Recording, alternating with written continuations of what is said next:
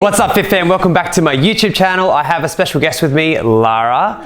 She'll be joining me. You might have seen her around maybe on my Instagram a little bit. So she's also she's also a fully qualified nutritionist. So it's a really great one to get her involved with because we're going to be talking about how to get the most out of your F45 challenge. The F45 challenge is designed as a nutrition plan to coincide with the F45 training itself, and it's designed in an 8-week period to get you the best results. So the challenge has 3 phases to it. So the phase 1 is the detox, phase 2 is the regular season, they call it, and phase 3 is the World Series as well. Each have a very specific purpose. So I'm going to touch on these really quickly, and I'm going to get into how to get the most out of it. So the most important thing on the challenge is to definitely be in a calorie deficit. So many people worry about, supplementation, meal timings, and everything like that. But the most important thing to make sure is you're in a calorie deficit. So that means eating less food than what you're burning throughout the day, and that includes in your exercise. So the 3 phases really generally, the detox phase goes for 2 weeks. It's all about cleansing out your stomach.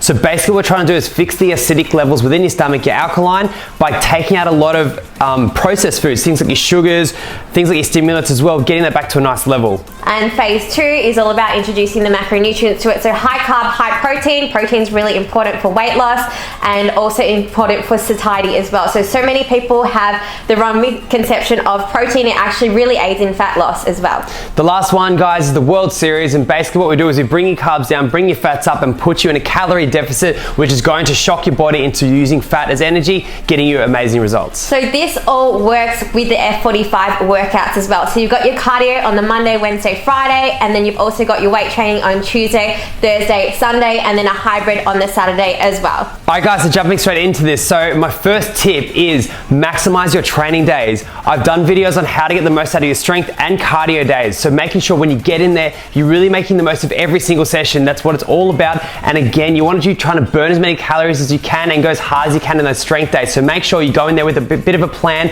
and you really push yourself. Number 2 is definitely listening to your body, and we are big advocates of this. So if you're feeling sore the next day after an F45 session, maybe go a bit lighter, go for a light walk, get those muscles moving and get your body back to it. Tip number 3, guys. What was I going to say? Don't give yourself an out. Tip number 3, guys, is make sure you stick to it as best as you can.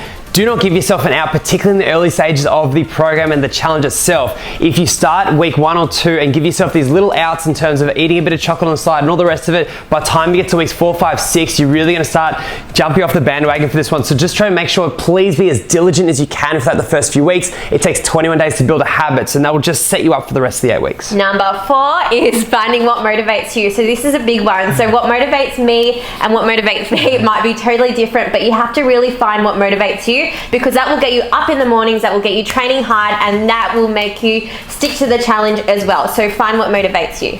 Tip number 5, guys, is really make use of the F45 Challenge app.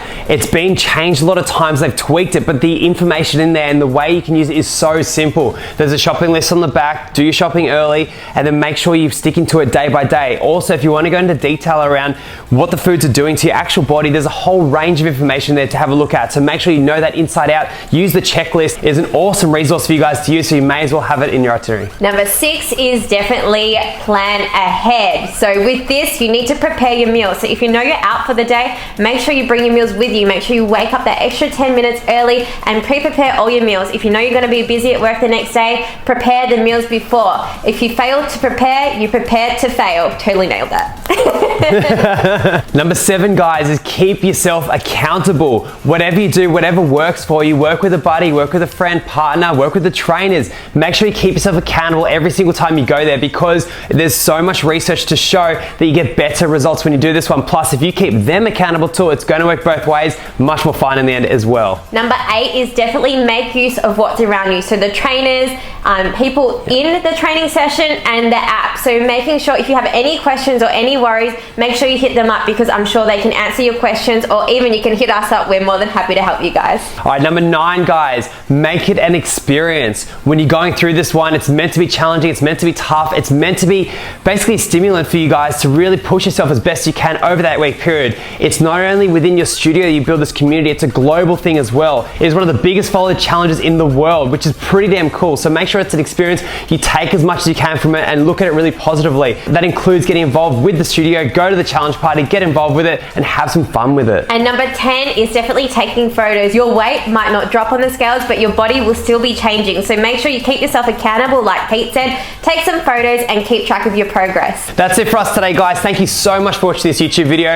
I really hope you guys absolutely smash this challenge. Let us know down below what studio you go to as well. If you love this content, please subscribe or follow us on Instagram. Other than that, guys, we'll catch you later. See you soon. Perfect.